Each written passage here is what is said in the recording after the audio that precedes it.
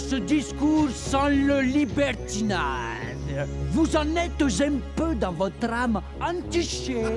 Et comme je vous l'ai plus de 10 fois prêché, vous vous attirerez quelques méchantes affaires. Ces gens qui, par une âme à l'intérêt soumise, font de dévotion métier et marchandises. On May 12, 1664, in the hunting lodge of Versailles, Jean-Baptiste Poquelin, also known as Molière, presented for the first time on stage Tartuffe, or the Hypocrite, to King Louis XIV and his court. Par de pareils objets, les âmes sont blessées. Et cela fait venir de coupables pensées. Vous êtes donc bien tendre à la tentation. Et la chair sur vos sens fait grande impression. Certes, je ne sais pas que la chaleur vous monte. The young monarch was thrilled. He had suggested that Molière write this play making fun of the holier-than-thou people to refute the moral code that the Catholic Church was seeking to impose on him. Le ciel défend de vrais certains contentements, mais on trouve avec lui des accommodements. Un dévot, que dis-je? Un homme de foi qui tombe amoureux de la femme de celui dont il est le directeur de conscience. J'ai jamais vu ça. Un scandale. Un véritable blasphème, monseigneur. Demandez audience au roi. Maintenant, à l'heure de son souper... Sur le champ. Il est grand temps que ce jeune monarque apprenne que la cour n'est pas un terrain de jeu pour tous ceux qui se moquent de notre sainte Église catholique, apostolique et romaine. Montrer les dévots comme de vulgaires pécheurs succombant à la tentation de la chair. Voilà une vérité qui risque fort de déranger, mon cher Molière. Déranger? Mais comment résister à tant de beauté, monsieur le prince? Il est vrai. Comme à chaque fois, vous avez été sublime, Madame Béjart. Et je ne le dois qu'aux mots de cet indomptable auteur, monsieur le prince.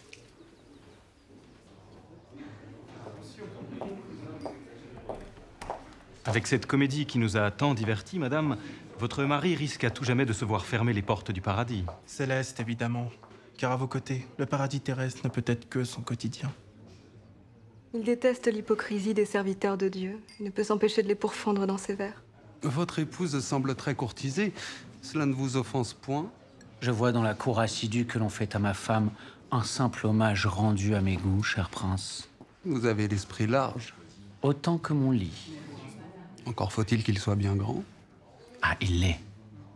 Enfin, suffisamment pour y accueillir tous les plaisirs du monde. Molière n'est qu'un libertin.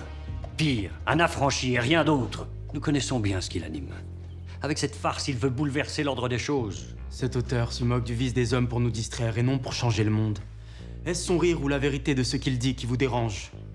Un homme qui fait rire n'est pas un auteur, mais un saltimbanque.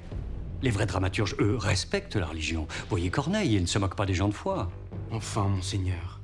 Avec son Tartuffe, Molière ne se moque pas de notre sainte Église, mais se rit des dévots de façade et des hypocrites, que vous ne sauriez défendre, j'espère. Certes.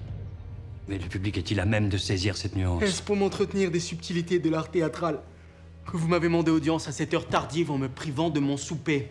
Venez en fait, je vous prie. Sire, vous devez interdire que cette farce soit jouée. Interdire une pièce de représentation. Un blasphème de bouche, sire, que vous devez punir. Cela ne se fait plus depuis le Moyen-Âge. Je le sais, sire, mais les jansénistes... Les jansénistes. Leur volonté d'être fidèles aux Écritures sont pires que celles des protestants. Et ils mettent déjà bien à mal les principes de notre grande Église catholique pour ne pas vouloir se mêler des comédies qui se jouent à la cour, j'espère. Bien au contraire, votre majesté. Avec le Tartuffe, ces fanatiques vont profiter de crier partout que le théâtre empoisonne les âmes. Et que vous en êtes un fervent admirateur. Cela est gênant, en effet. En interdisant cette pièce au nom de la foi chrétienne, vous amadouerez nos évêques les plus récalcitrants et vous comblerez le pape qui ne sait comment les calmer. Et mon pouvoir ne s'en trouvera que renforcé.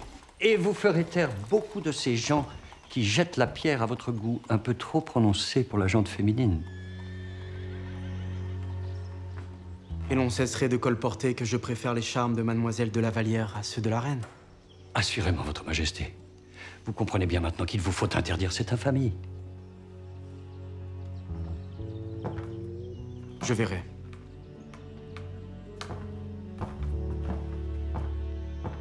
Et tout cela pour quelques plaisanteries d'un comédien. valet. Un larbin.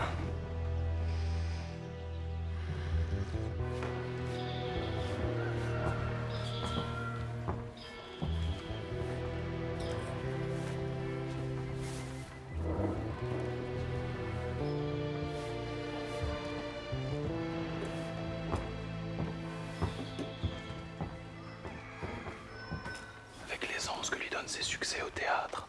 Qu'a-t-il besoin d'être encore valet tapissier 90 matins par an? Comédien à la scène, comédien à la cour.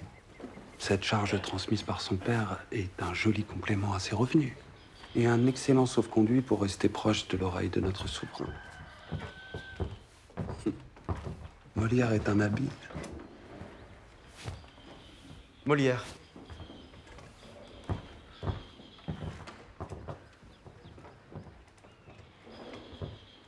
Il me plairait que vous cessiez de représenter votre Tartuffe. Vous vous moquez, Votre Majesté. Nullement. Mais je vous ai vu rire lors de sa représentation. Cher Molière, votre Tartuffe est fort plaisant. Mais il ne me plaît pas que d'autres puissent l'entendre. Sire, pourquoi priver mon public d'un spectacle qu'a applaudi le roi? Pliez-vous à notre bon plaisir, je vous prie. Mais... Obéissez! Pour le bien du royaume. Et le vôtre, bien sûr. Puis-je savoir en quoi cette pièce nuit à votre politique? Les dévots, Molière. Sire, vous connaissiez le sujet de ma pièce? Il est vrai. Mais vous n'ignorez point l'Église avec son pouvoir de nuisance. Les affaires religieuses ne s'accordent pas avec celles du rire. Laissez-nous maintenant.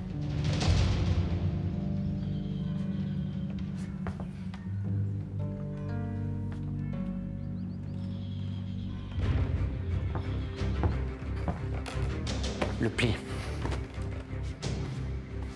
Eh bien quoi, le pli? Je vais me le faire prendre. Cela ne me va pas.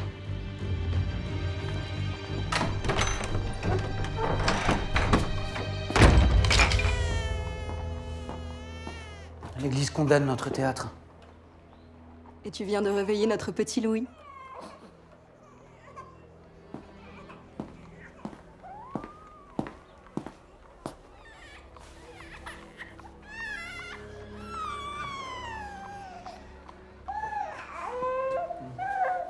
Profite de la pureté de ton rire, mon fils, avant qu'on ne te la retire. Que se passe-t-il, mon amour? Le roi vient d'interdire mon Tartuffe. Cela devait arriver. À force de vouloir tourner les gens en ridicule... Pas toi, Madeleine. Tu sais bien que je me moque de ce qu'ils font et non de ce qu'ils sont. Mais avec suffisamment de détails pour que chacun se reconnaisse. Reviens à la tragédie. C'est un genre noble que personne n'ose contester. Et puis tu as une famille maintenant. Et alors? Personne n'a le droit de décider à ma place de quoi je veux rire. J'élèverai la comédie au rang de la tragédie. Je t'ai connu beaucoup moins présomptueux lorsque nous jouions en province. Oui, mais nous étions jeunes. Et notre troupe n'était pas encore celle de Monsieur, frère unique du roi. Oui, et tu n'avais Dieu que pour moi. Nous étions amants. Il est vrai. Et puis ma fille est devenue une femme. Et tu as succombé à ses charmes. Mon cœur ne peut résister à tout ce qui vient de toi, Madeleine. Touché. Malandrin. Qui fait rire l'esprit se rend maître de l'âme.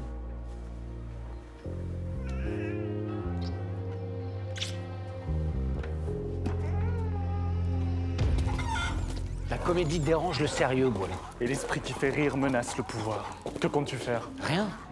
On ne peut rien faire face à un roi qui s'abrite derrière la politique. Aurais-tu peur d'être traîné dans la fange? Carlo! Oui, et nous sommes deux, mon ami. Et tout cela au nom de la foi. La foi? Une foi sincère ne se mêle pas de politique. Mais la politique se mêle du théâtre. Alors que je veux juste amuser mon public. Pas avec moi, Jean-Baptiste. Ton rire est une arme, tu le sais. Ils veulent te bâillonner. Je suis un esprit libre. je rejouerai mon Tartuffe. Au diable l'église.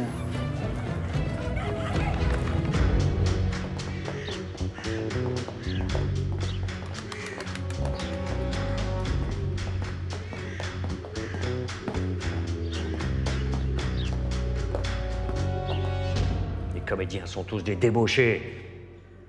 Et le rire n'est que provocation.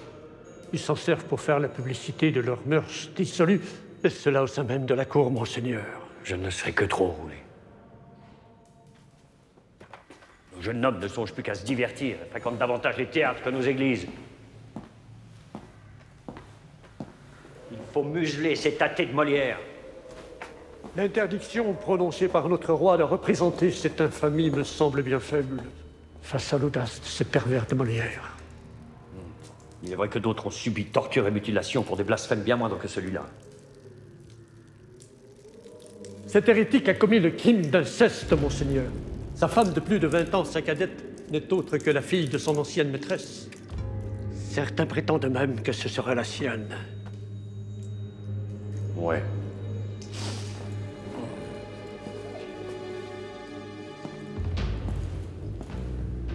Nous allons éliminer cet athée.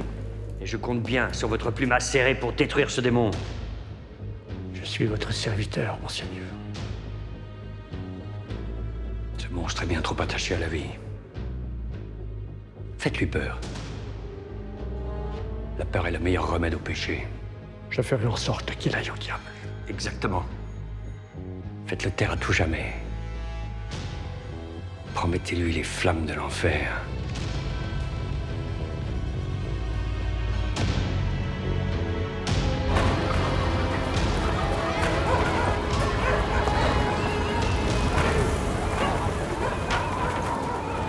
Molière est un homme, ou plutôt un démon vêtu de chair.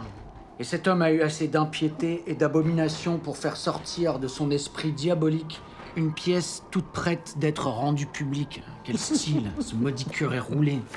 Donne-moi cet étron, démon vêtu de chair. Que je vous en termine la lecture. Alors, Molière méritait, par cet attentat, sacrilège et impie, un dernier supplice exemplaire et public, et le feu même.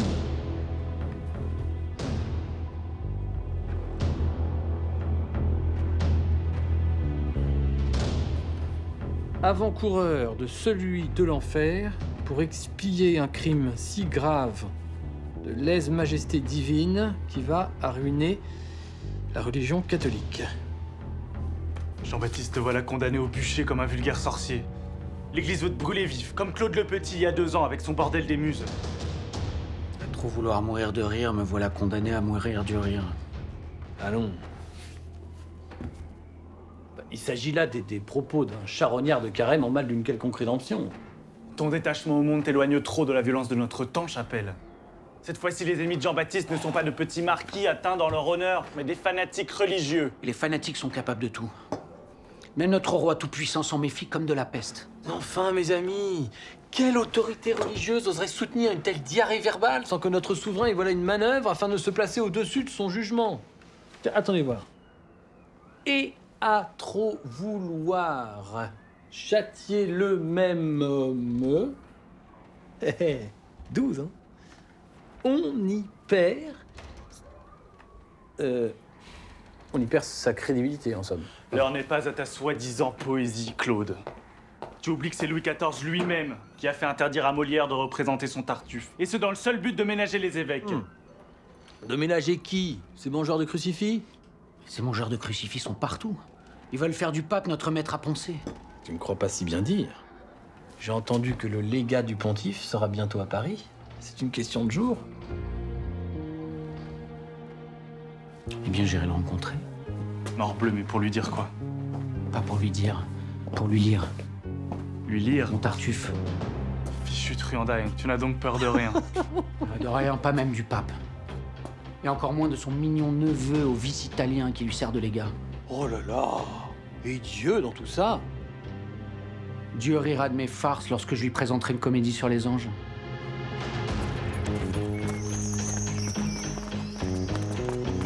Chacun sa croix.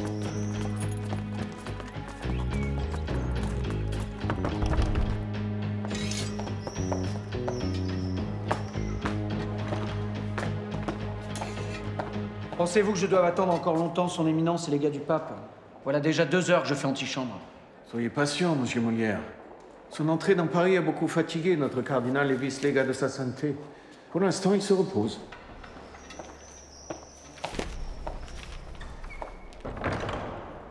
Elmire, ouf. Vous me serrez trop. Tartuffe, c'est par excès de zèle. Il est vrai que cette scène gratte plus qu'on n'ait jamais fait.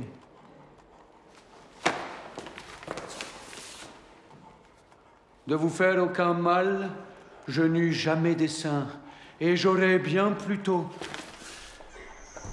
Que fait là votre main? Je tâte votre habit.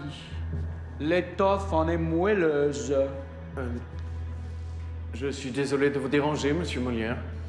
Mais son éminence Flavio Chigi est décidément trop souffrante pour vous recevoir.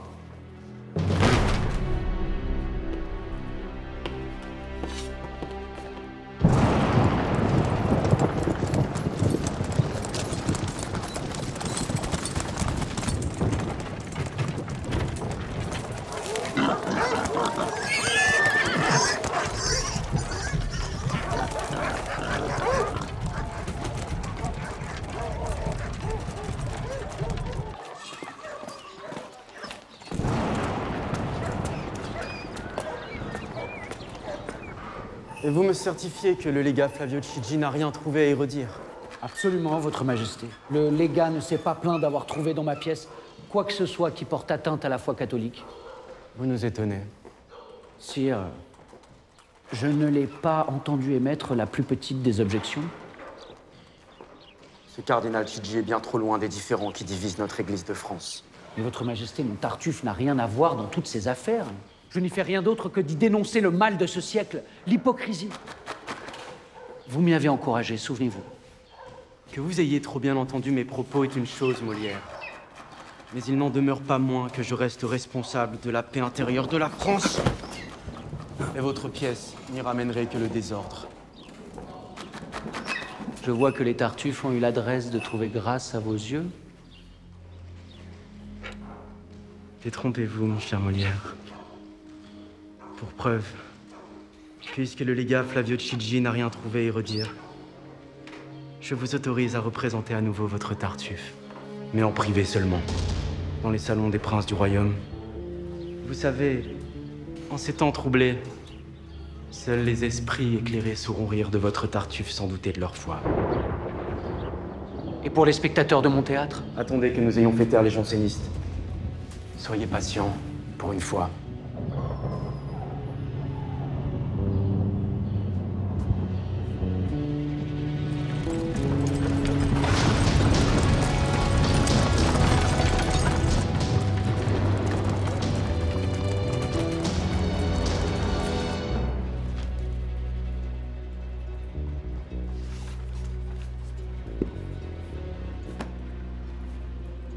Six months later, Tartuffe could still not be produced on stage. Molière needed urgently to write another play. His troupe had no more money. His actors were worried. As he always did, he dived into ancient texts to find some inspiration.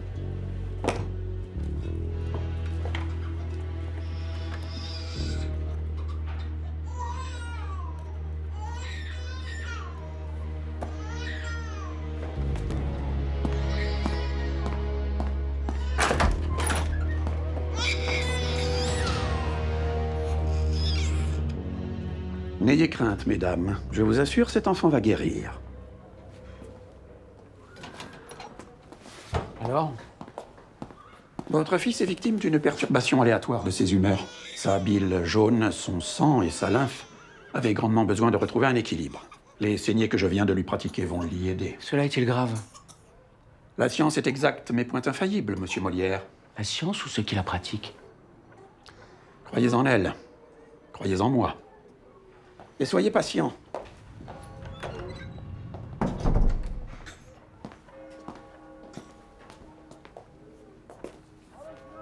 Le malade prend la vie du médecin, et le médecin prend la vie du malade. Tu ne le crois pas? Comment pourrais-je me fier à ces doctes imposteurs après ce qu'ils m'ont fait? Tu avais 10 ans, Jean-Baptiste, et ta mère était très malade. Leur savoir n'est que pur charlatanisme. Nous devons les croire. Les croire? Ce ne sont que des curés de la science. Même langage obscur. Même rituel pompeux. Mêmes habits noirs de corbeaux. Même recours à la peur pour nous soumettre à leur domination.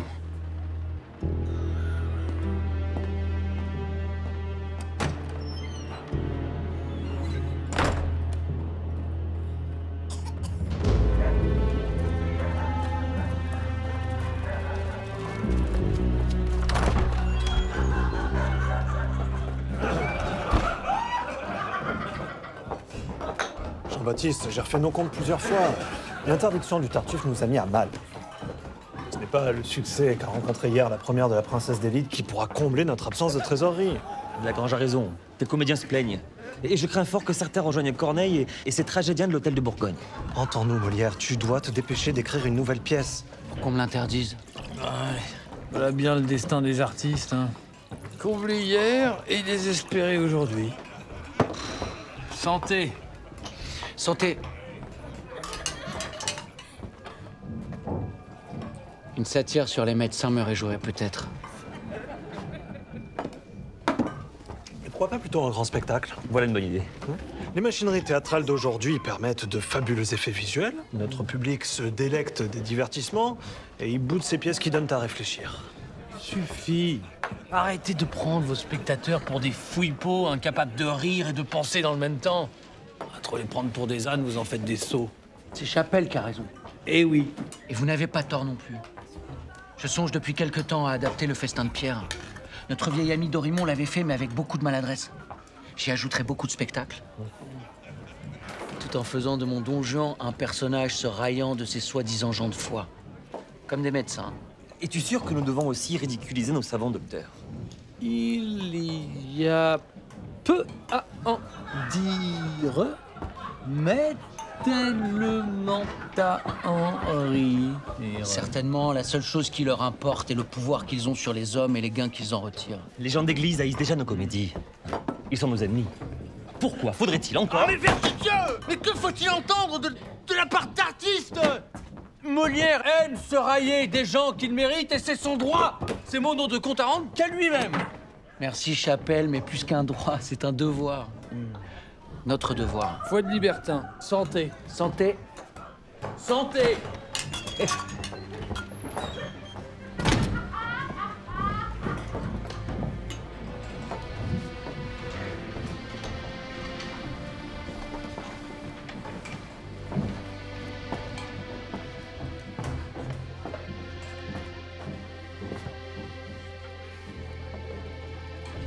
Il est mort.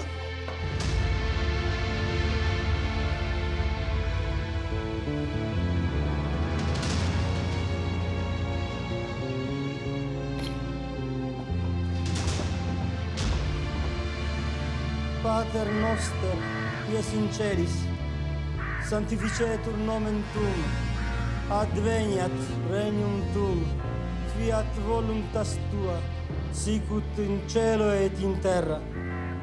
Panem nostrum quotidianus da nobis hodie, et dimitte nobis debita nostra, sicut et nodimitibus in debitoribus nostris, et ne nos inducas in tentationem, sed libera nos a malo.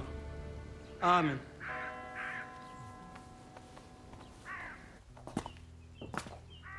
Jean-Baptiste. Jean-Baptiste.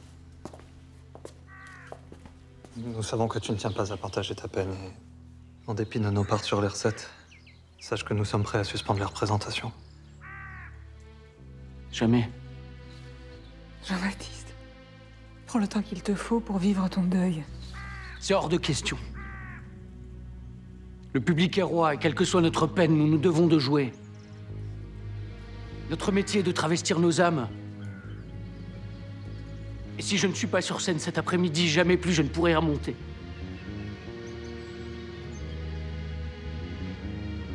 Il n'est plus question de chagrin, mais de survie. Ma sensibilité m'encombre. Et sans le maquillage et l'esprit de mes personnages, je crains d'y succomber.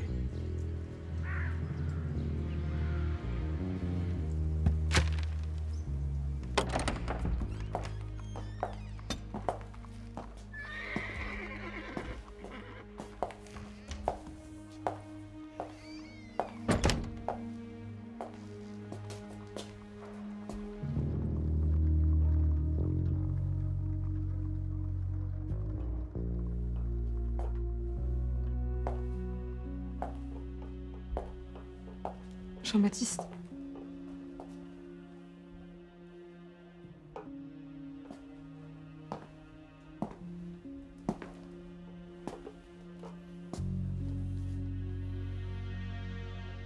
À la vie.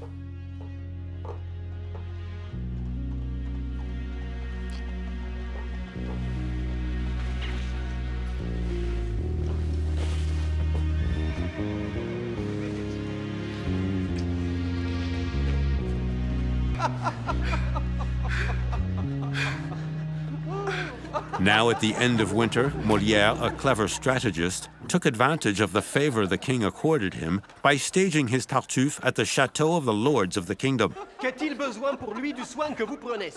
C'est un homme entre nous, à mener par le nez. De tous nos entretiens, il est pour faire jouer et je l'ai mis au point de voir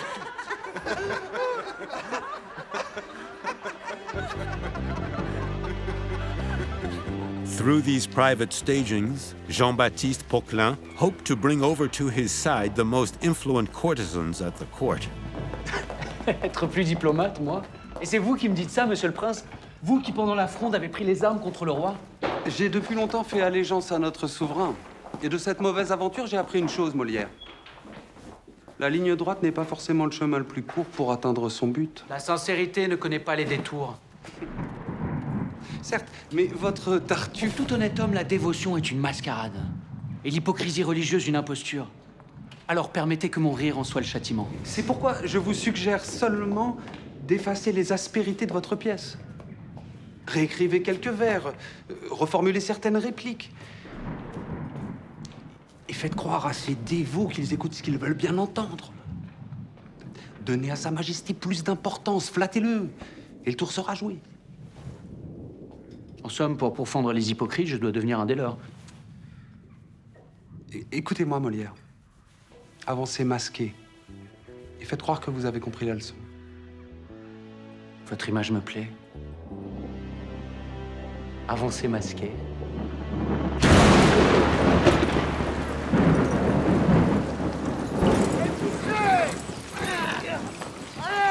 On dit ça que t'en manques. À force de jouer les princes, voilà un petit pas qui se croit devenu. T'as-tu vu?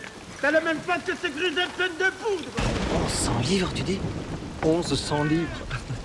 La gratification du prince de Condé est le triple de ce qu'il nous donne d'habitude. Eh bien, l'interdiction du Tartuffe en a fait notre meilleure publicité. Et Molière viendra encore se plaindre. Cessez de le blâmer. N'oubliez pas que grâce à lui, nous vivons dans le même luxe que les âmes bien nées. Certes. Poussez les gueux!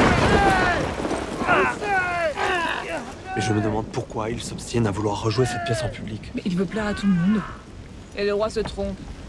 Personne ne saura faire taire ce charmant libertin. Un charmant libertin qui n'a pas encore succombé à tes charmes, marquise du Parc. Alors que moi... Toi, tu ne me toucheras jamais. Et cela même, mon ami, c'est pour moi, l'abstinence est le premier des péchés. Mais prince, il serait peut-être plus facile pour sortir ce carrosse de toute cette merde que vous bougiez votre océan pour en alléger la charge. Et que nous nous retrouvions le cul trempé. Vous rêvez, mon pauvre ami. C'est au moins qui nous sommes. Des saltimbanques. Diantre, tu as devant toi les comédiens de Monsieur Molière. Je connais pas.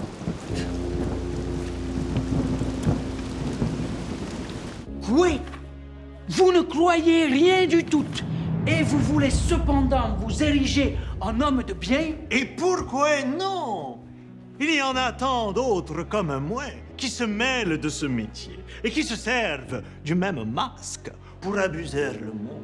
Ah, quel homme! Quel homme! Il n'y a plus de honte maintenant à cela. L'hypocrisie est un vice à la mode et tous les vices à la mode passent pour des vertus. Le personnage d'homme de bien... Cela suffit.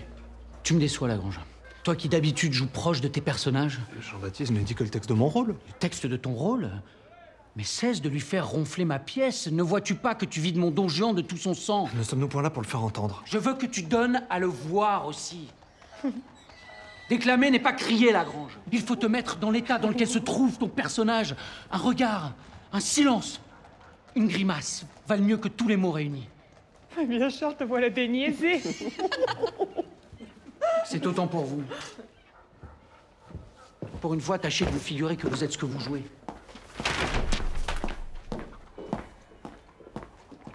Mais Merci d'être venu nous écouter, mon cher La Fontaine. Alors, qu'en penses-tu?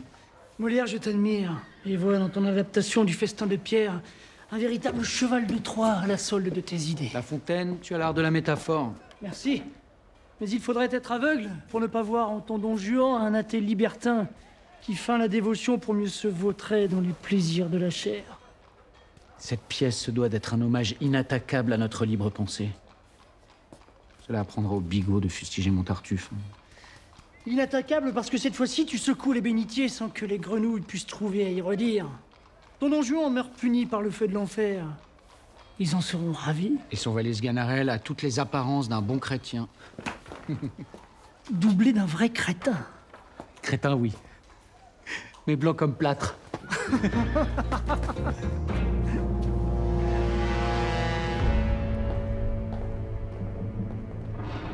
Ganarelle n'est qu'un ridicule, glouton, gouard et discoureur, monseigneur. Superstitieux en plus.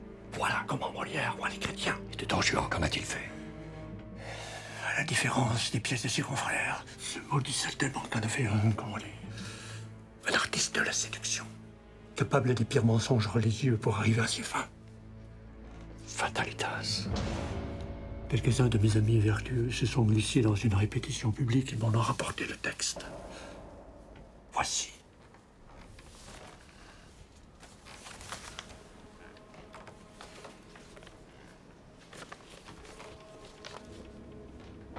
L'interdiction de son Tartuffe ne l'a donc pas calmé. Bien au contraire, monseigneur. Désormais, cet esprit du mal, en condamnant ses héros, endort nos fidèles pour mieux les empoisonner. Je ne vois là que blasphème et impiété. Pareil à un sodomite, nous devons l'envoyer en enfer. Vous avez raison, monsieur le curé. À un détail près. Plaît-il? À trop vouloir lui promettre le diable, nous avons oublié une chose. Laquelle?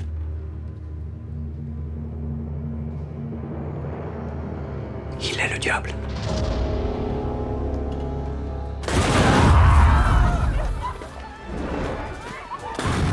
February 1665, in the middle of Carnaval, the Palais Royal Theatre triumphed with its new comedy, Le Festin, or Feast of Pierre. Jean-Baptiste Poquelin was not mistaken. The public liked his free-thinking Don Juan, but the success brought on whispers from some people that Molière had become more diplomatic. Diplomate jamais, mais masqué, oui. Il y en a d'autres, mon ami. Aurais-tu sinon choisi une pièce où l'on condamne à mort son héros libertin si tu n'avais pas voulu être diplomate? Déranger sans provoquer, voilà ma nouvelle épée. Comme dans mon nouveau Tartuffe. Ton nouveau Tartuffe? Ce cabochard est en train de le réécrire. Ouais. Pas mieux le crucifier à la fin. Ou le brûler, peut-être. Et plaire à ceux qui se disent grands. As-tu oublié notre promesse lorsque nous étions jeunes, de s'embarrasser de rien? Claude, regarde-moi. Regarde-moi. Ouais. Si j'utilise leurs armes, c'est seulement pour mieux arriver à mes fins. Nous sommes des libertins, non point des assassins. Chapelle, cesse d'importuner mon mari. Qui va... Il va quoi? Qui va quoi? Être un nouveau père. Et en plus, il se reproduit. Santé! Santé! Au petit Poquelin! Au petit Poquelin!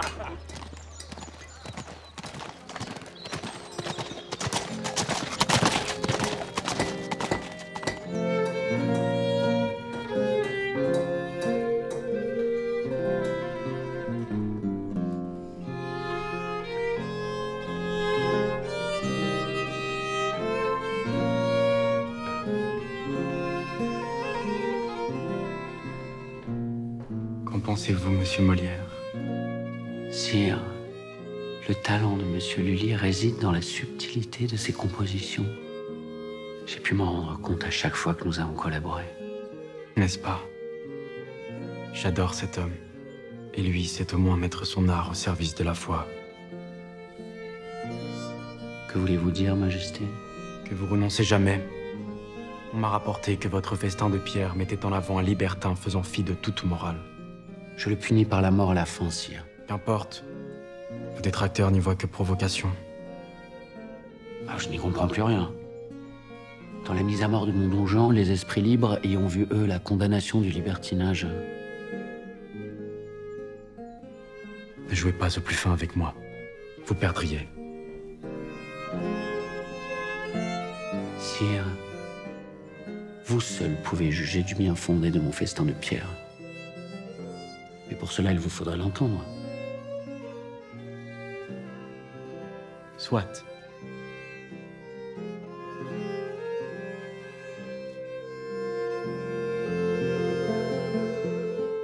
Je veux savoir un peu vos pensées à fond. Est-il possible que vous ne croyez point du tout au ciel? Laissons cela. C'est-à-dire que non. Et au diable, s'il vous plaît. Oui, oui. Aussi peu. Ne croyez-vous point à l'autre vie? Voilà un homme que j'aurais bien de la peine à convertir. Cela me suffit. Sire, y avez-vous entendu quelque incitation à la débauche? Non. Pour autant, il me plairait que vous ne représentiez plus votre don Juan. Et cela même si vous avez appris à masquer vos flèches. Nos évêques ne sont pas des idiots, Molière. Je ferai selon votre bon vouloir, Majesté. Vous ne trouvez rien à y redire? Non. Vous m'avez habitué à une docilité moins prononcée. Sire, la rumeur court, et contrairement à ce qu'elle colporte, je reste votre fidèle serviteur. Je reste votre fidèle serviteur, sire. Et il t'a cru. Bien plus que cela. Il m'a félicité pour mon ouverture d'esprit et la compréhension que j'avais des problèmes du royaume. Mais tu ne lui as pas dit qu'avec le retour de ton ami Scaramouche, avec qui nous partageons la salle, nous ne pouvons garder cette pièce à l'affiche? Entretient-on le roi de détails techniques? Tu me vois lui expliquer qu'avec la lourdeur des décors de mon donjon, il nous est impossible de libérer la scène un soir sur deux et que nous sommes donc obligés d'arrêter cette pièce?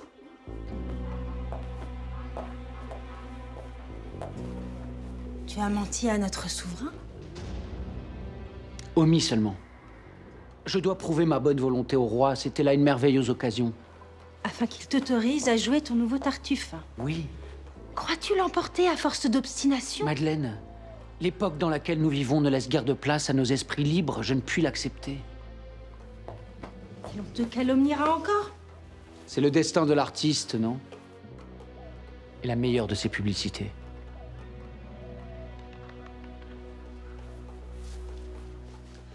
Méfie-toi, Jean-Baptiste. Si Louis t'apprécie, le roi n'hésitera pas à te condamner.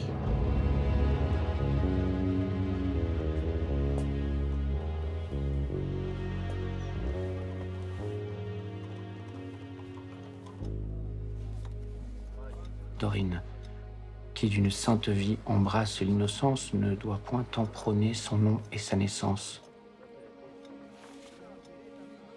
Et l'humble procédé de la dévotion.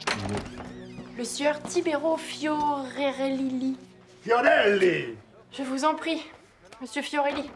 Mon ami Scaramouche, que me vaut le plaisir? Des problèmes au théâtre? Point du tout. Mais êtes-vous ce pamphlet qui vient juste de paraître?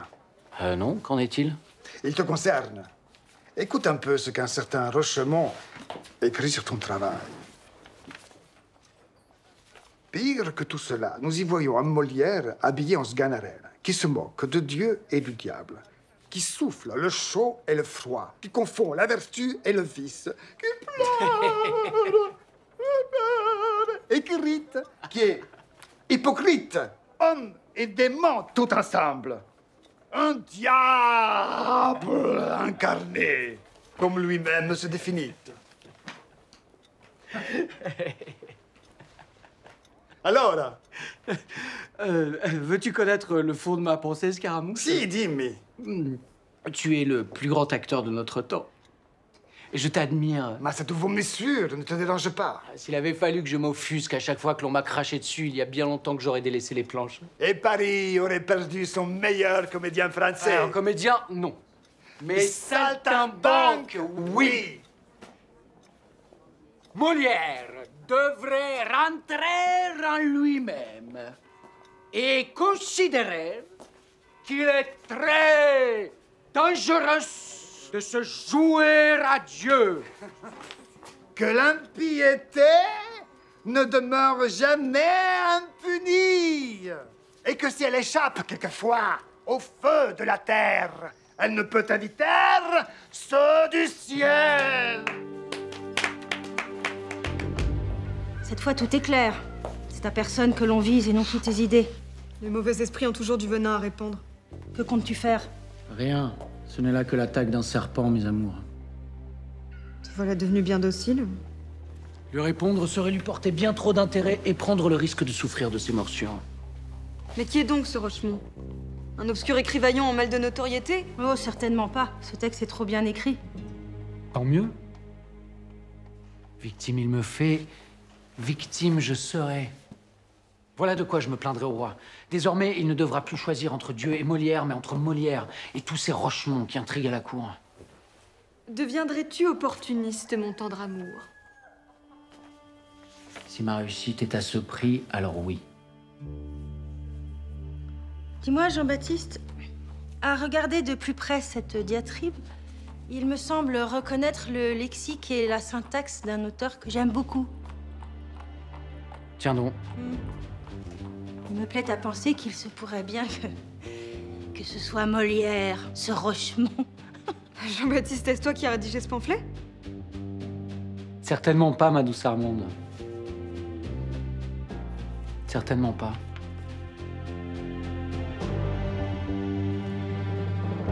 Ce pamphlet de Rochemont est injuste, sire, et prouve bien que les dévots veulent avant tout faire scandale. Je vous sais gré de m'en avoir informé.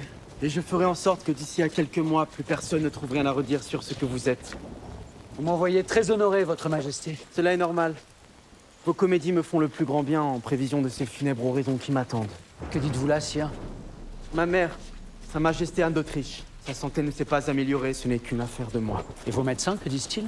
Tout et son contraire, comme à chaque fois qu'ils masquent leur ignorance par de savants mots en latin. N'est-ce pas là la langue des hypocrites? Vous avez raison, hélas.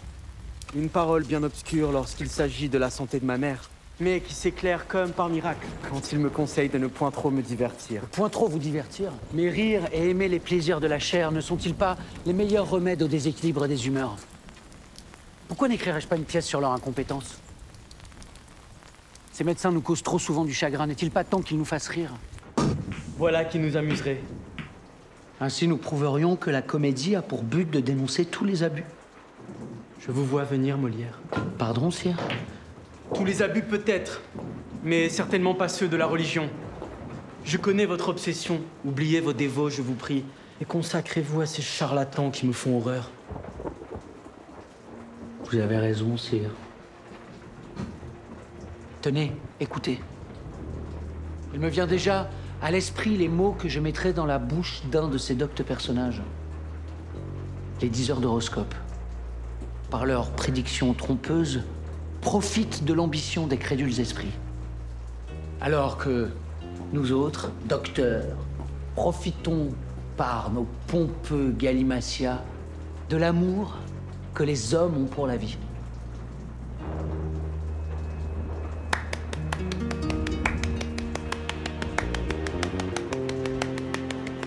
Soyons de concert auprès des malades pour nous attribuer les heureux succès de la maladie et rejeter sur la nature toutes les bévues de notre art.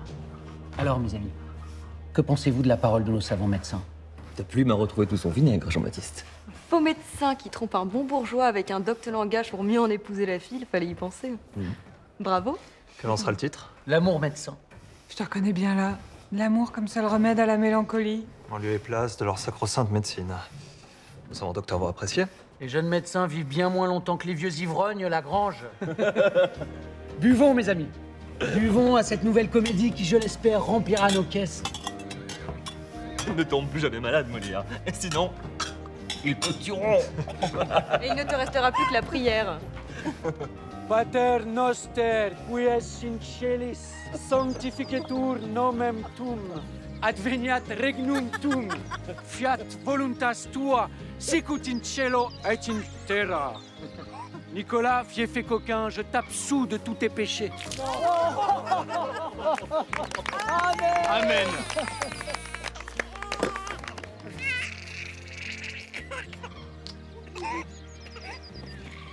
Partie de Maïf? C'est Charles. Allez, je vous suis. Je t'ai rarement vu aussi joyeux. Est-ce le sacrement du baptême qu'a reçu ta fille qui te met dans cet état, ou l'annonce faite par le roi de vous consacrer comme sa troupe personnelle? Devine, mon bon La Fontaine, devine. Comme je partage tes idées sur le spectacle d'un bébé qu'on badigeonne d'huile pareil à un gigot, j'en conclus que l'allocation du roi doit beaucoup plus te réjouir. 6 000 livres par an. 6 000 livres par an? Corbleu! Tu peux être heureux. Voilà ta troupe à l'abri de bien des vicissitudes. Je bénéficie maintenant de la protection du roi et je suis désormais hors d'atteinte. Juste récompense pour tout ce temps que tu donnes à ta cause, au risque d'en oublier les autres. Mais c'est là le chemin de ta réussite. Crois-tu? J'en doute parfois. Et me demande si ce succès auquel j'aspire ne m'éloigne point trop du bonheur. Mais tu veux être maître de ta vie. Cela a un prix? Que tu ne serais pas prêt à payer. Non, certainement pas. Tu vois, passer une partie de mon temps à dormir et l'autre à ne rien faire. Voilà à quoi j'aspire. Voilà bien philosophe, messieurs les auteurs. En fait, Jean-Baptiste, dans sa grande générosité, le roi t'a-t-il au moins entretenu de tes idées fixes, hein? Ton Tartuffe. Non. Mais après ce privilège, je le vois mal rester longtemps sur ses positions. Allez, à moi.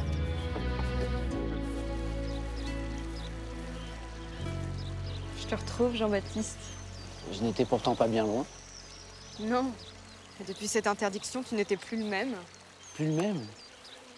Alors que je ne me suis battu que pour défendre ma liberté de rire et la vôtre de jouer. C'est peut-être moi qui ne suis plus la même, alors. Que veux-tu dire par là? Notre folie, notre façon de vivre et tout ce temps que nous donnons à notre métier me lasse parfois. Moi aussi. Rêves-tu d'une vie plus... Normal? Je te déçois. Pourquoi m'avez-vous aimé, madame? Parce que tu n'es pas comme les autres. Et qu'as-tu ressenti à chaque fois que l'on nous a jugés? Le bonheur d'être différente. Voudrais-tu que je sois un bon mari? Sage, fidèle, prévenant, généreux? Coquin, râleur, indomptable, moqueur, fou, libertin. Voilà comme je t'aime. Car enfin, je trouve qu'il est bien plus aisé de se guinder sur de grands sentiments, de braver envers la fortune, d'accuser les destins et de dire des injures odieux, que d'entrer comme il faut dans le ridicule des hommes et de rendre agréablement sur le théâtre les défauts de tout le monde. La critique de l'école des femmes, scène 6, comédie en un acte du sieur Molière. Tu sais, Armande, la platitude du mariage nuit à l'amour, alors que l'absence, l'infidélité, la jalousie sont les plus doux ingrédients qui nous éloignent de la mort.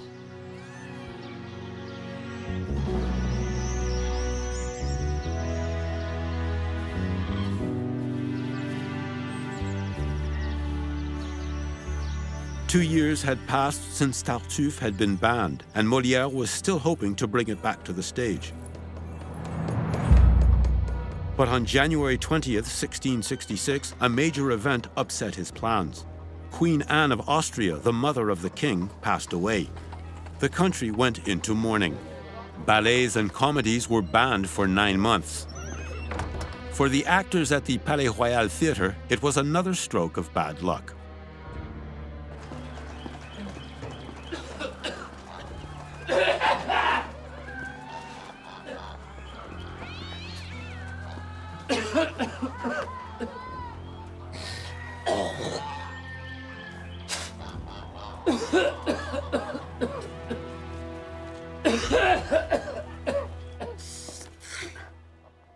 Apparemment, nos pratiques vous amusent moins que notre langage, monsieur Molière. Vous voilà puni. Pardonnez-moi, mais... si la maladie châtie certains excès, le rire, lui, condamne la bêtise. Même malade, votre bouche ne peut s'empêcher de se moquer. Nous ne tomberons pas dans votre provocation, monsieur, et vous guérirons malgré tout de cette fluxion pléthorique qui vous est tombée sur la poitrine ou le cerveau.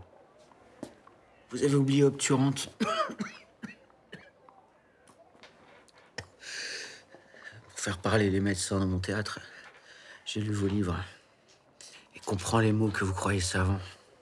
Nos mots ne sont point ceux de votre théâtre, monsieur. Et il nous plaît de... Berner les gens, oui, je sais.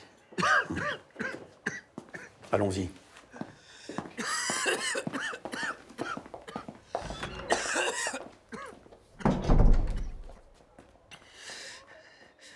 Ces sorciers m'ont ordonné des remèdes que je ne prendrai pas. Jean-Baptiste. Je suis sûr de guérir. Tu es trop libre, mon bel amour. Ils ne te le pardonneront jamais.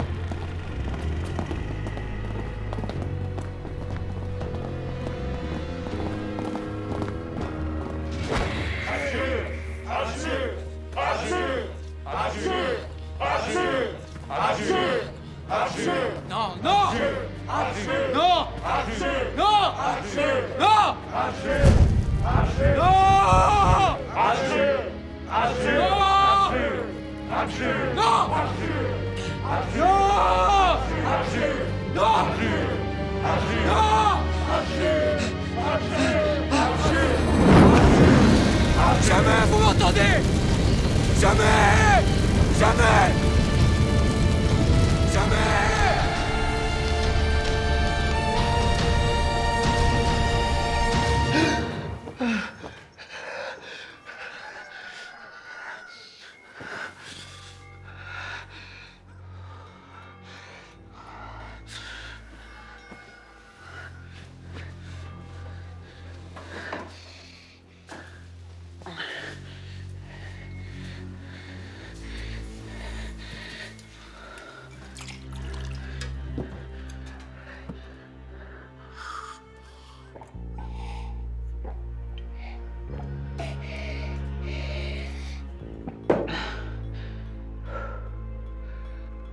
With his robust physique, Molière recovered quickly from his sickness. Forgetting about Tartuffe for a while, he was already thinking about creating something new, Le Misanthrope, or antisocial man. But 6 months later, the play had not won over much of the public. It was a mitigated success. But even so, Cardinal Péréfixe was still trying to shut down Molière, and the Catholic Church was thrilled about it. Surtout, soyez aussi intraitable que feu le curé Roulet. Je n'y manquerai pas, monseigneur. Ce rendez-vous avec le premier président d'un moignon tombe à point nommé. Il est d'une piété remarquable. Vos écrits sur le théâtre, monsieur l'abbé d'Aubignac, seront de bonnes références à ses yeux. Il est vrai que je compte dans ce milieu beaucoup d'amis influents. Non, je ne puis souffrir cette lâche méthode qu'affectent la plupart de vos gens à la mode, et je ne hais rien tant que les contorsions de tous ces grands faiseurs de protestations, ces affables donneurs d'embrassades frivoles, ces obligeants diseurs d'inutiles paroles. Filantes. Et parfois, n'en déplaise à votre austère honneur, il est bon de cacher ce qu'on a dans le cœur. Serait-il à propos et de la bienséance de dire à 1000 gens tout ce que d'eux on pense? Et quand on a quelqu'un qu'on hait ou qui déplaît, lui doit-on déclarer la chose comme elle est? Certainement. Scaramouche, te voilà bien en avance pour ta représentation.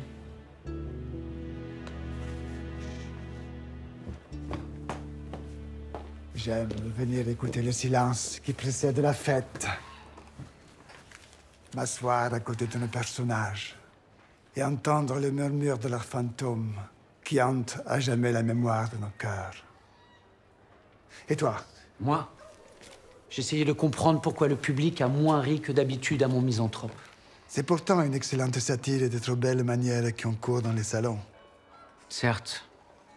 Mais avec l'absence prolongée de mon Tartuffe, je crains que quelques esprits chagrins aient interprété l'amertume d'Alceste comme la mienne. Il est vrai. Ton Alceste et ton Philinte ne sont-ils pas à la fois leur espérance comme leur contradiction? À trop avoir voulu fouiller leur âme, tu as perdu la tienne. Je me dois de rebondir. Ne devrais-tu pas, au contraire, laisser passer le temps et reprendre un de tes anciens succès? Vous seriez prêt très rapidement. J'aurais bien trop peur que mes comédiens s'encroutent. Crois-tu? Tu sais comme moi que la facilité se marie mal avec la création. Et je veux que leur talent ne s'émousse point. Il est vrai, chef de troupe nous sommes. Et s'il faut nous assurer qu'ils ne manquent de rien, nous nous devons à chaque fois de les mettre en danger. Notre réussite en dépend. Voilà bien, mon cher Molière, toute une contradiction.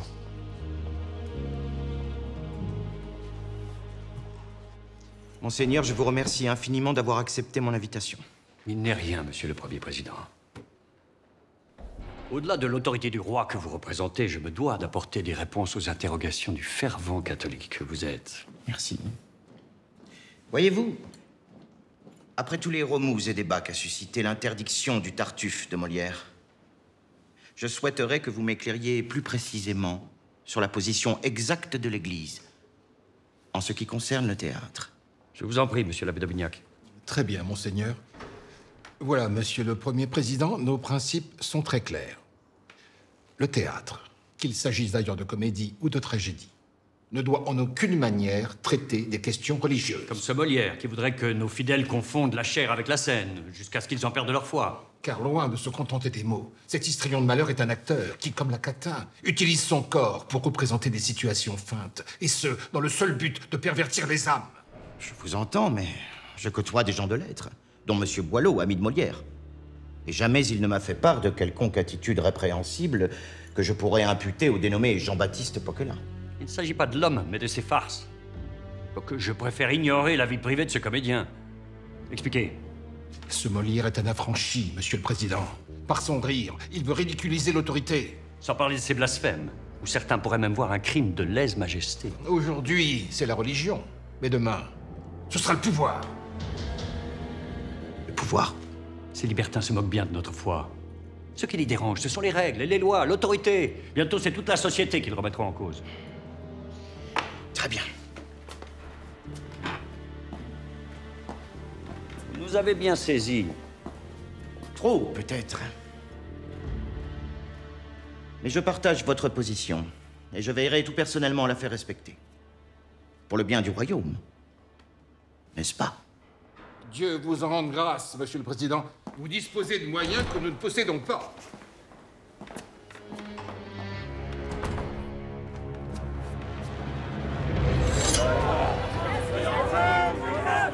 Repends-toi, mécréant! Repends-toi! Sois puni là où tu as péché! Qu'en es-tu de ton futur Tartuffe? J'écris, je raye, je recommence. Je patine, mon ami. Le manque d'inspiration. Non. Mais je crois surtout qu'à force de diplomatie, je me vide de ma sève. C'est Chapelle qui a raison. À trop vouloir être aimé, on oublie qui l'on est. Sois puni par là où tu as péché! Péché!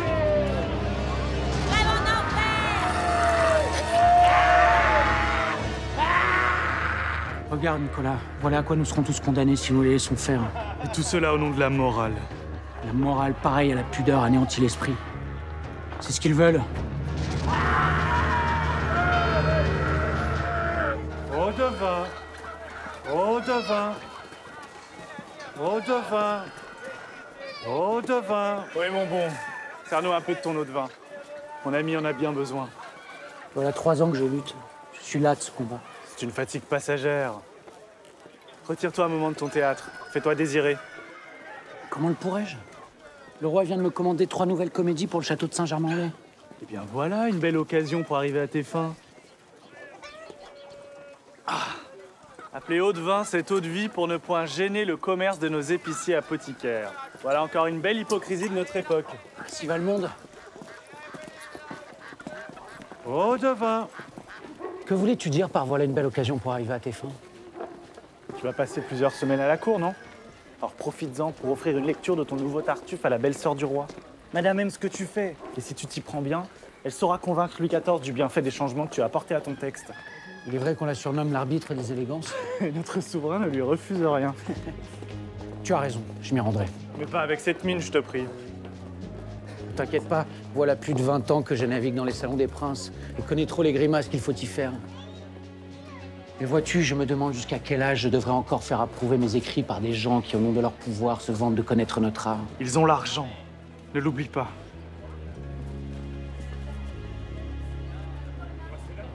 Oui, c'est bien dit. Allons à ses pieds avec joie, nous louer des bontés que son cœur nous déploie. Puis acquittez un peu de ce premier devoir au juste soin d'un autre. Il nous faudra pourvoir et, par un doux hymen, couronner en valeur la flamme d'un amant généreuse et sincère.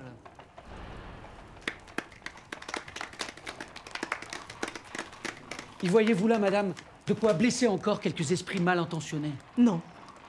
Et quelle brillante astuce que d'avoir su déguiser votre Tartuffe en un dangereux aventurier coureur de dot qui se fait passer pour un dévot.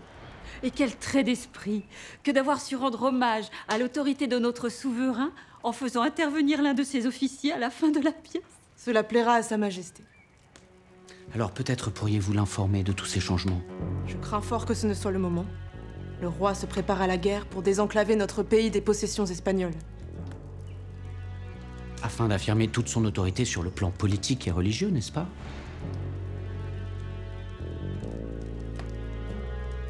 Je vous promets d'intercéder en votre faveur.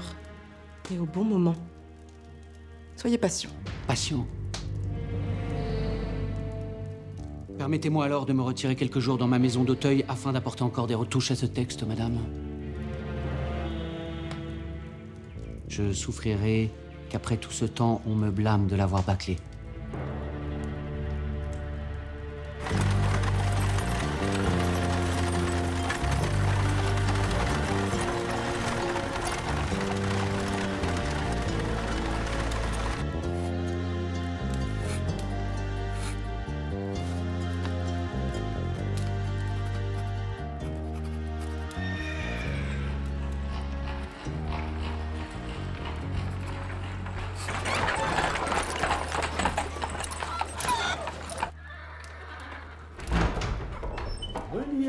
Chapelle, Boileau.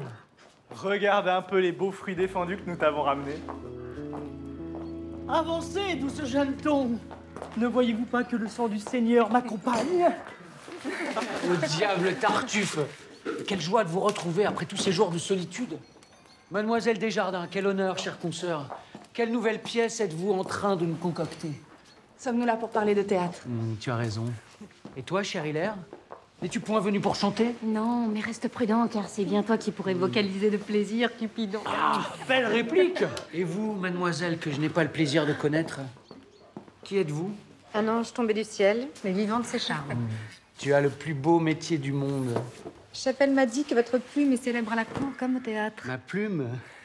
Et de laquelle veux-tu parler, bel enfant? Monsieur... Des louanges toutes pures ne mettent point un homme à son aise, il faut y mêler du solide. Et la meilleure façon de louer, c'est de louer avec les mains. Voilà qui est joliment dit. Venez par ici, bel enfant, que l'on vous conte la vie. Molière ne peut aimer qu'un seul corps à la fois. Tandis que nous... Tu me déçois, Boileau. Un penseur tel que toi aurait pu dire « Même beauté tant soit exquise, rassasiée et saoule à la fin. Il me faut d'un et d'autres pains. Diversité, c'est ma devise. » Ce n'est pas toi, Nicolas, qui leur fera beaucoup de mal. Chapelle. Croche une lame pour nous rendre hommage. Je ne sais si cela pourrait nous suffire. Si nous n'arrivons à vous suffire... Notre cocher saura vous ravir. Parfait. Wow. Chapelle.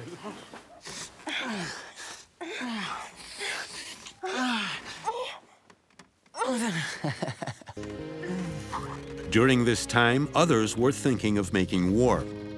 May 16, 1667, seeking to extend his rule beyond France, Louis XIV went to Flanders to fight against Spain. But in early summer, Madame, his sister-in-law, and a loyal supporter of Molière, suffered a miscarriage. Cher Molière, l'indisposition qui m'a tenue alitée pendant quelques jours ne m'empêchera pas d'honorer la promesse que je vous ai faite. Le roi, inquiet de mon état de santé, m'a fait dire qu'il me ferait l'honneur de laisser son armée durant quelques jours pour venir me visiter. Je vous demande donc d'être présent à mon château de Saint-Cloud le 16 juillet, jour de la visite de notre bien-aimé souverain. Je trouverai bien là un moment pour qu'il vous entende. Et il va de soi que nous nous devons de garder le secret sur toute cette affaire. Au juste soin d'un autre, il nous faudra pourvoir. Et, par un doux hymen, couronner en valeur la flamme d'un amant, généreuse et sincère. Bravo, mon cher Molière. Par vos vers, vous montrez que je reste le mandataire de Dieu sur terre. Nous vous en félicitons. Vous m'envoyez ravi, sire. Et je vous remercie d'avoir bien voulu m'entendre, malgré cette guerre que vous menez pour le bien de notre pays. C'est moi qui vous remercie, Molière. Votre rire m'a permis d'oublier pendant un moment le bruit des canons. Et vous avez là une excellente ambassadrice qui, ignorant sa fatigue, a su trouver assez de ressources pour me faire l'éloge de votre travail. Et vous n'êtes pas sans avoir noté, Votre Majesté, que Molière a eu la merveilleuse idée de rebaptiser sa pièce « L'Imposteur ». Nul ne pourra plus prétendre que cette pièce se joue des serviteurs de l'Église. Qui bientôt me reprocheront le nouvel intérêt que je porte à Madame de Montespan. Vous accordez bien trop d'intérêt aux belles choses, Majesté. Il est vrai.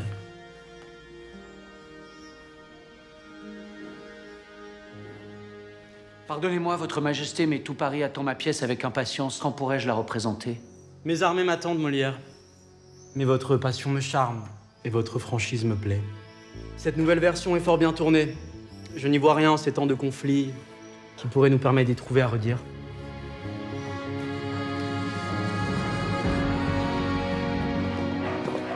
Cette nouvelle version est fort bien tournée, mon cher Molière, et je n'y vois rien qui pourrait nous permettre d'y trouver à redire. Tels sont ces mots. Il ne faudra pas oublier de remercier ces foutres de dévots pour avoir chatouillé notre souverain là où ça le démange. Je connais trop ton enthousiasme, Molière. Une autorisation écrite m'aurait plus convaincu que cette entrevue que tu ne cesses de nous jouer. Il n'a rien trouvé à redire. Es-tu sûr au moins de ne pas prendre tes désirs pour des réalités? Notre roi est reparti dès le lendemain pour le siège de Lille et tu aurais voulu que je lui demande un écrit? Oui. Dépêchez-vous, dépêchez-vous. La salle est pleine et elle réclame notre Tartuffe. Pardon, notre imposteur. Eh bien, les amis, que les dieux du théâtre soient avec nous. Ne manque que là du parc. Que veux-tu? L'amour l'a fait se jeter dans les bras de ce dramaturge de Racine plutôt que de rester fidèle à mes comédies. C'est tragique!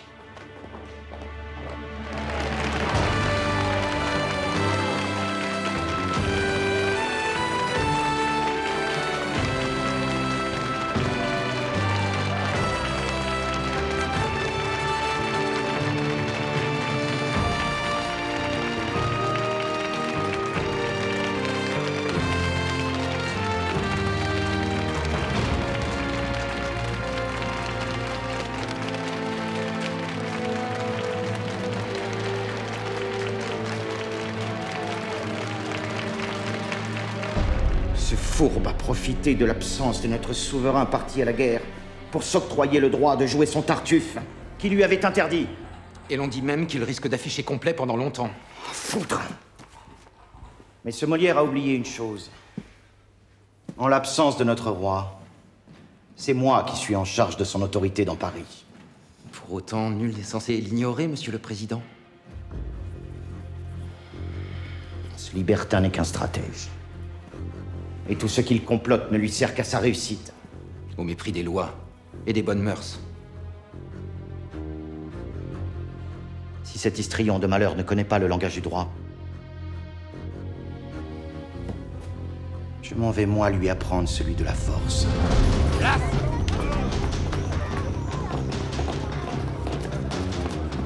Arrachez-moi ces publicités et empêchez quiconque d'entrer.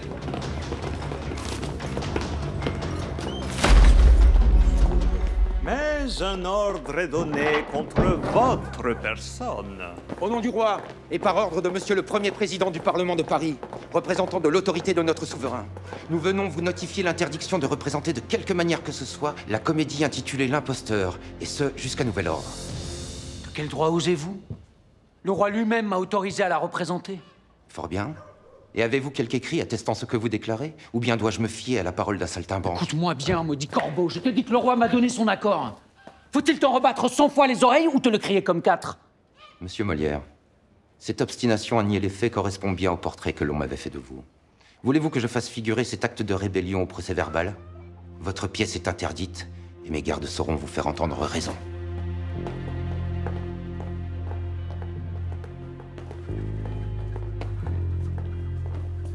Voilà où nous conduit ton obsession. À trop vouloir donner des leçons, nous voilà sans théâtre.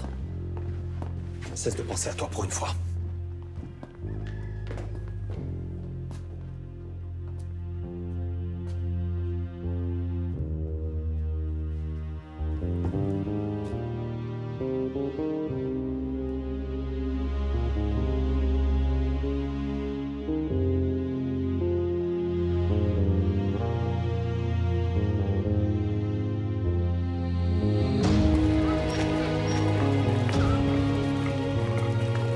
Tu viens?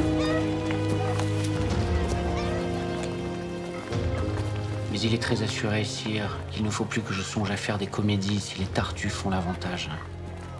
Daigne vos bontés, sire, me donner une protection contre leur rage envenimée.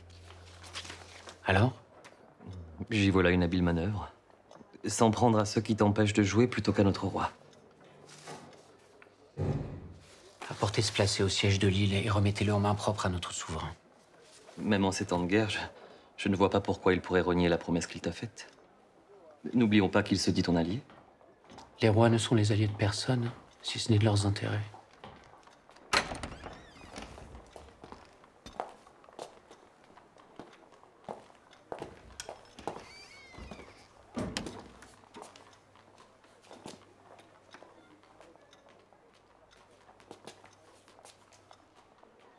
Dis-moi.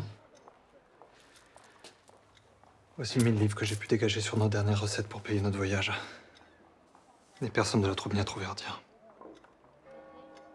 Partez sans attendre, mes amis. L'avenir de nos idées est entre vos mains.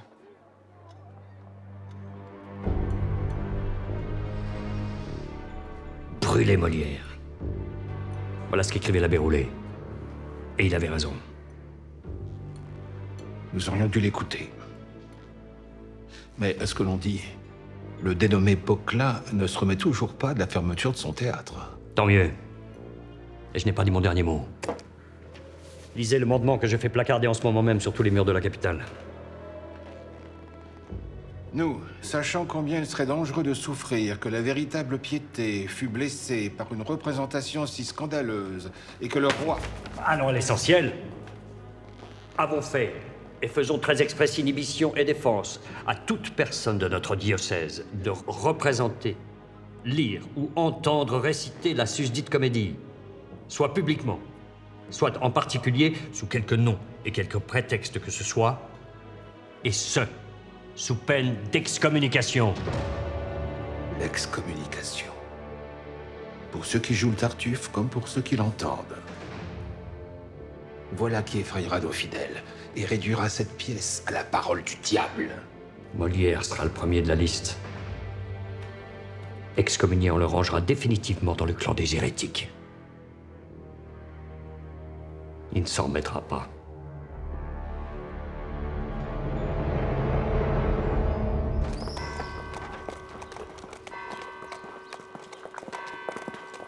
Comment osez-vous, monsieur l'acteur? Pardon? Comment osez-vous passer devant une église? On se connaît?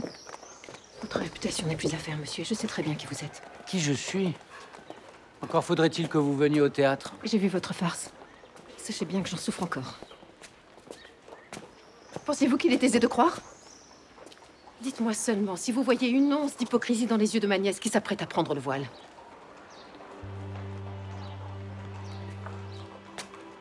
Est-ce là ta volonté? Je veux épouser et servir notre Dieu. Il faut une grande force pour oublier le monde alors qu'on est faite pour y être aimée. Es-tu sûre de ne point regretter? Pas plus que vous, monsieur, qui préférez la chair à l'esprit. Quel âge as-tu pour me juger ainsi? Je ne vous juge pas. Je vous pardonne. Tu es un ange?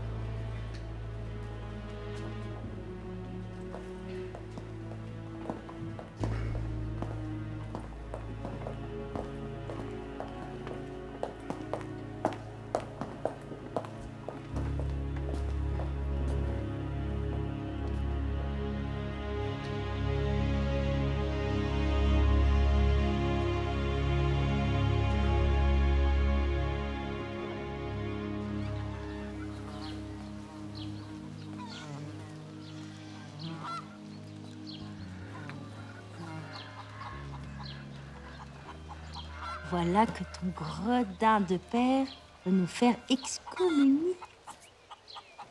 C'est un drame. Avec le succès que rencontrent nos pièces, c'est tout Paris qui risque d'être frappé d'anathème.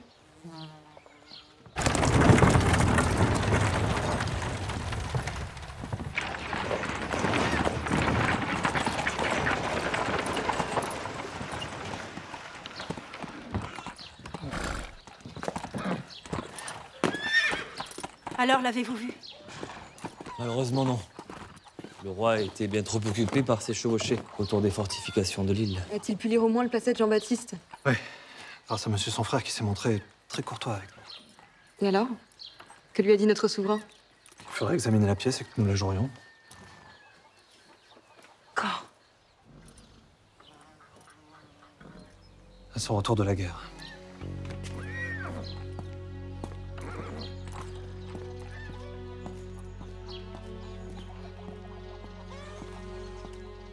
A-t-il au moins évoqué la possibilité de rouvrir le théâtre pour y jouer d'autres comédies? Non.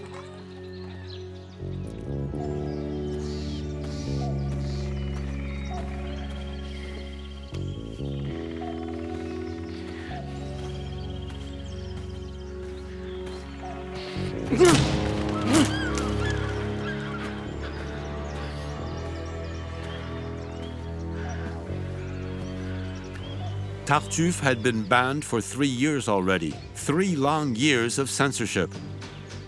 The free-thinking friends of Molière could not sit around and do nothing.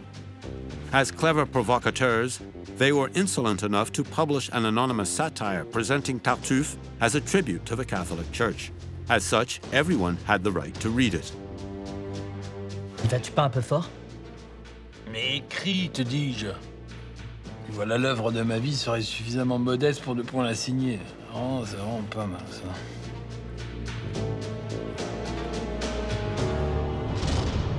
Le Tartuffe est l'exemple le plus parfait qu'on ait peut-être jamais proposé en l'honneur de toutes les vertus évangéliques. Il n'y en a que moquerie, monseigneur. En condamnant Molière, nous avons offert une tribune à tous ces amis libertins. Ils font fi de votre mandement, monseigneur, et donnent à tous le loisir de connaître cette maudite pièce, scène par scène. Ah, vous me faites mal! Je suis désolé. Non, pas vous, lui! Ce n'est qu'un libertin. Si, ça, oui. Ne vous laissez pas atteindre, monseigneur. Prévenez mon secrétaire qu'il demande une audience au roi. Il vient juste de gagner la guerre, et tel que je le connais, il sera dans les meilleures dispositions pour nous écouter. Et agir en conséquence.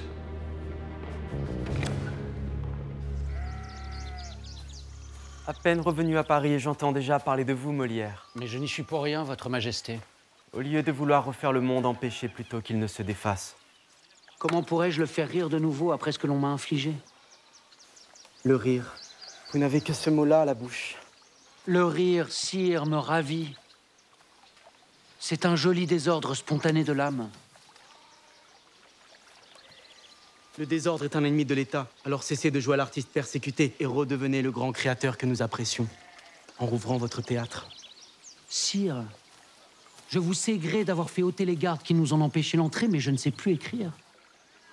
J'imagine toujours bien le premier vers, mais peine à faire les autres. Vous me décevez, mon cher Molière. Comment un acteur de votre talent peut-il jouer aussi mal le rôle de la victime? Tenez, essayez-vous à ce jeu, moi il m'exaspère. N'auriez-vous point l'idée d'une pièce où vous flatteriez les passions amoureuses des dieux, afin que mes détracteurs soient obligés de fermer les yeux sur les miennes? Il faut que l'on cesse de me critiquer à ce sujet. Amphitryon, sire, voilà qui vous irait. La légende de ce prince dont Jupiter prit les traits afin de lui ravir sa femme. Amphitryon est la meilleure des illustrations pour énoncer que les dieux sont libres en amour et que les rois peuvent s'y prêter selon leur bon plaisir.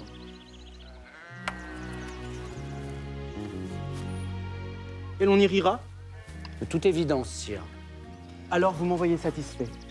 Et sachez que je ne manquerai pas de me rapprocher de Monseigneur Périfix. Nous ne saurions tolérer que l'on vous excommunie.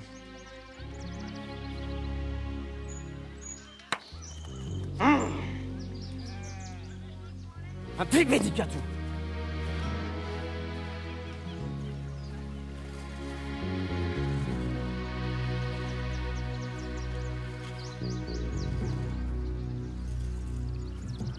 By November 1667, Molière's enemies were no longer thinking about Tartuffe. The publishing of the translation of the New Testament into French had shaken the very foundations of the Catholic Church.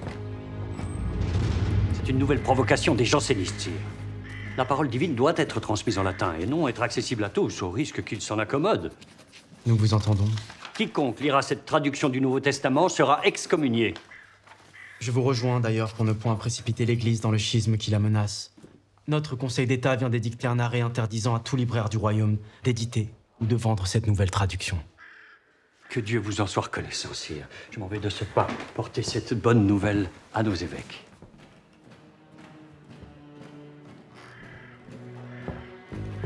Dites-moi, monseigneur, en excommuniant les lecteurs de cette traduction, tout comme ceux qui apprécient le Tartuffe de Molière, ne craignez-vous point que l'on confonde la parole de Dieu avec celle de ce libertin? Peut-être faudrait-il que vous accordiez une permission de bouche autorisant le Tartuffe à être entendu. Votre Majesté. En privé, bien sûr. Vous avez raison, Votre Majesté. Cela me paraît plus raisonnable, en effet, et selon votre bonne volonté, croyez-moi que je le ferai savoir au plus vite.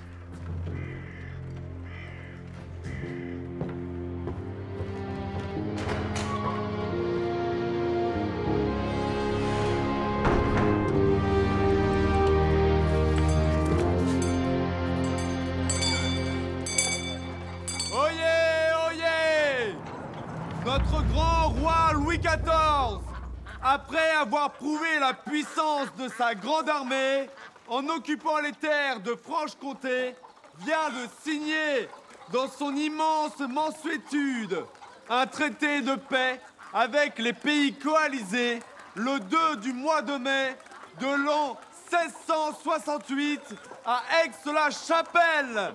Oyez, oyez! Voilà un souverain que bien des États doivent nous envier. Il a su affirmer son pouvoir absolu aux yeux du monde comme à ceux du pape. T'intéresserais-tu désormais à la politique étrangère, cher Jean-Baptiste? Pas plus que toi, Madeleine. Mais Louis XIV est désormais en position de force pour négocier la paix de l'Église. Et le pape, enfin réconcilié avec les évêques jansénistes, ne pourra plus rien refuser à notre souverain. Et qui, à son tour, ne pourra plus rien te refuser.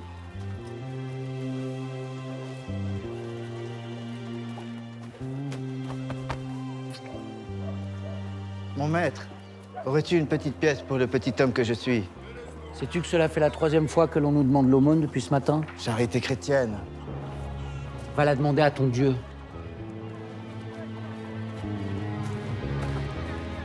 Attends. Je te donne cette pièce pour le seul amour qui envahit la peine, l'humanité.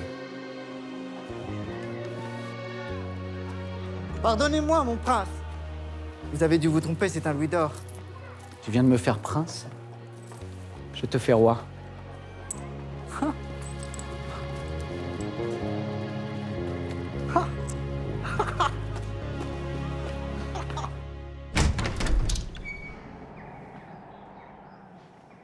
Nous souhaitons que vous parveniez à un accord de paix avec les évêques jansénistes. Je ne l'ignore point, sire, mais ils refusent d'admettre l'autorité absolue de notre pape Clément IX. Certes, monseigneur, mais ils reconnaissent son autorité sur la doctrine religieuse. C'est ce qu'ils disent, sire, mais non pas ce qu'ils font. Le temps presse. Les évêques dissidents sont prêts à signer un traité de paix reconnaissant nos principes, à la seule condition qu'ils puissent garder leur intime conviction. Cela me paraît acceptable. L'honneur doit être sauf pour chacun. Votre Majesté, je vais œuvrer pour que votre volonté soit faite.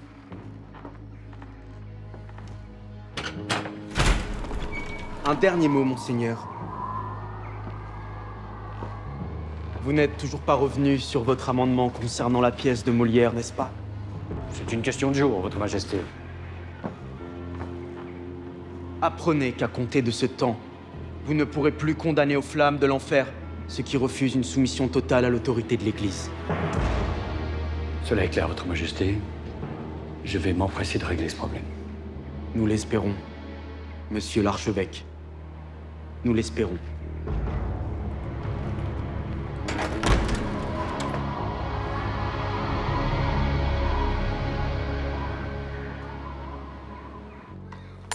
« 68, 1069 et 10 sols. C'est bien un peu pour cette première de l'avare. Je m'y attendais, cette comédie est bien trop morale. Trop morale. Une comédie qui pourfend les avides de l'argent comme ses créanciers ayant pignon sur rue. Et qui n'ont pas hésité à te jeter en prison lorsque nous débutions. L'avare. Avec un titre pareil, notre public l'aura pris au pied de la lettre et fait l'économie de sa place. C'en est fait. Je n'en puis plus. Je me meurs, je suis mort, je suis enterré. N'y a-t-il personne qui veuille me ressusciter en me rendant mon cher Tartuffe, que dis-je, mon cher argent, ou en m'apprenant qu'il a pris? Faut-il que tu sois porteur d'une bonne nouvelle pour rire ainsi de notre insuccès? Il se peut, mamie. Il se peut que ce que j'ai à vous apprendre vous réjouisse tous autant que moi. Eh bien, qu'attends-tu pour nous la dire? Les amis, le temps est venu de réviser vos classiques. Tu veux encore t'essayer à la tragédie? On cesse de nous faire languir. Le 20 de ce mois, la troupe du Palais Royal est attendue chez le prince de Condé pour y interpréter, en présence de monsieur, frère unique du roi, et de madame, notre chère protectrice, cette pièce impie. Ce florilège d'hérésie, en un mot, Tartuffe, le nôtre, mesdames et messieurs, et cela sans qu'il soit besoin de le déguiser sous le titre de l'imposteur. Tu la tiens, ta victoire. Mais à quel prix?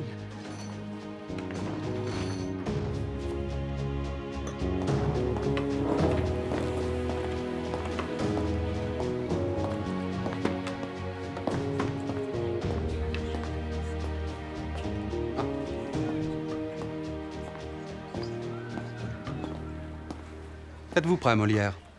On a déjà 4 ans que je suis prêt. Offrez le meilleur de vous-même. Et je vous garantis que madame et monsieur, ainsi que toutes les plus grandes dames et les plus grands seigneurs de la cour, seront donnés de bons arguments à notre souverain. Alors, cette interdiction publique qui pèse sur votre Tartuffe sera levée.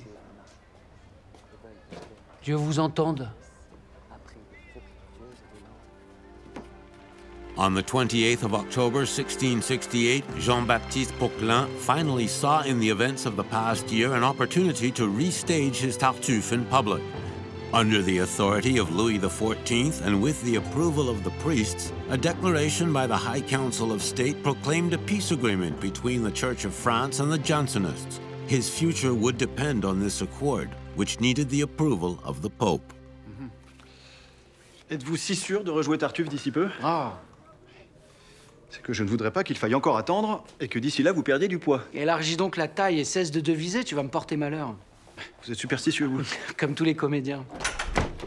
Jean-Baptiste, marquise du Parc, elle est... Elle est quoi?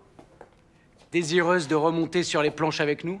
C'est-à-dire que... Ah, va lui dire que je l'attends. Marquise a toujours sa place dans notre théâtre, comme dans mon cœur. Molière, elle est à l'agonie.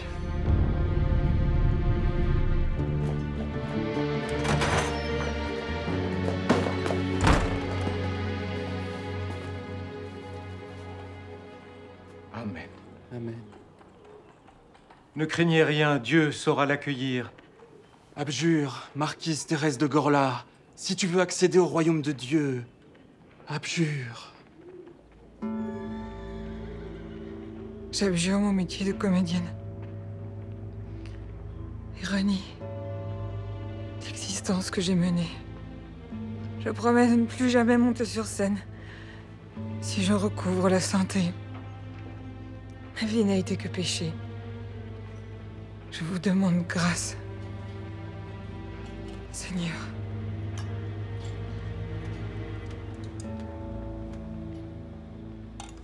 Le malin a quitté son corps. Foutaise! Quand cesserez-vous de nous persécuter? Le paradis ne vous appartient pas!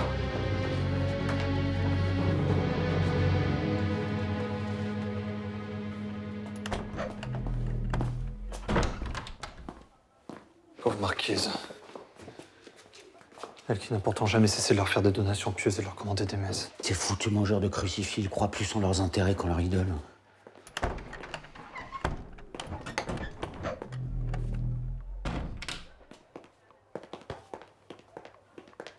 Je crache sur vos rituels. Vous êtes un démon qui refuse d'entendre la parole de Dieu. Ton Dieu, pour que je l'entende, il faudrait qu'il me parle plus clairement. Que votre âme tremble d'effroi le jour du jugement dernier. Cela m'étonnerait. Une âme qui a peur est une âme qui se tait.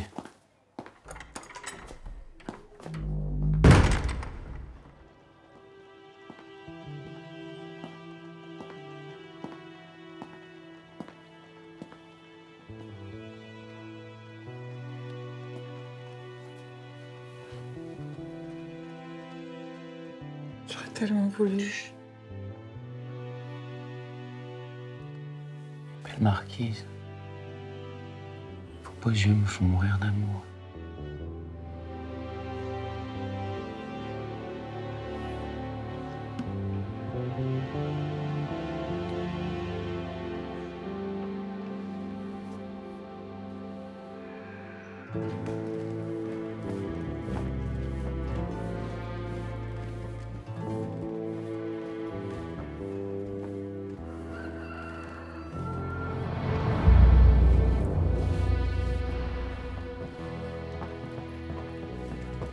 Molière.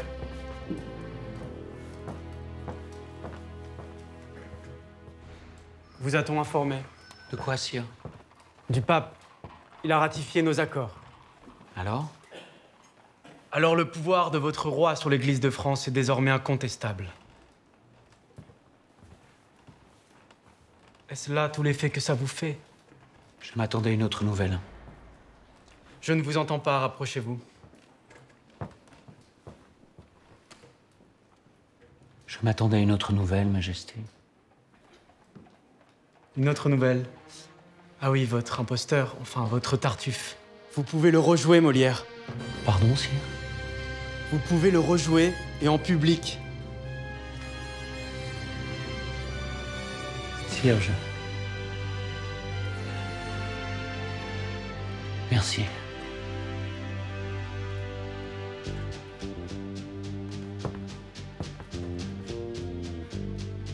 Sire, je ne me sens pas très bien. Auriez-vous l'extrême obligeance d'accepter que je me retire? Je m'attendais à plus d'exubérance, mais soit. Vous êtes tout pâle, retirez-vous, mon cher Molière.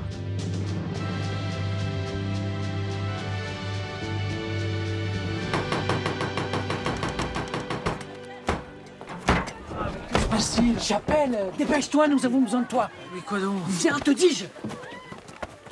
Il faut poser des affiches dans toutes les rues fréquentées de la ville. Jarnidieu, mais quand veux-tu jouer? Demain. Demain? Mais l'imprimeur n'aura jamais le temps de les fabriquer. Chapelle les écrira à la main. Moi? Oui. À la main. Et notre misanthrope? Nous le suspendons. Une toute petite pièce. La charité. Petite pièce. Tu m'avais fait prince. Mais aujourd'hui, je suis roi. Sais-tu écrire?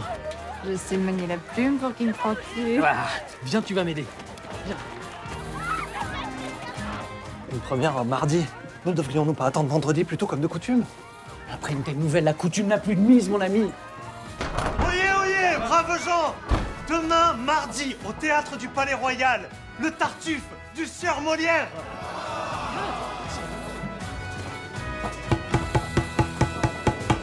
Au nom du Père, au nom du Fils et du Saint-Esprit.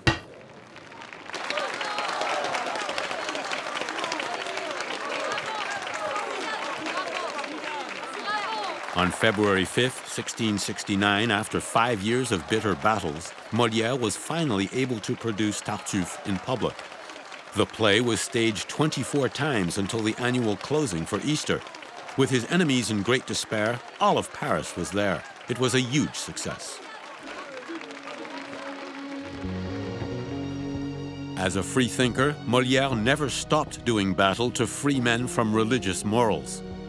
He dreamed of a more open society, one where mankind could laugh at everything. But today, what would he say? Je te dis toujours la même chose parce que c'est toujours la même chose. Et si ce n'était pas toujours la même chose, je ne te dirais pas toujours la même chose. Don Juan, acte 2, scène 1.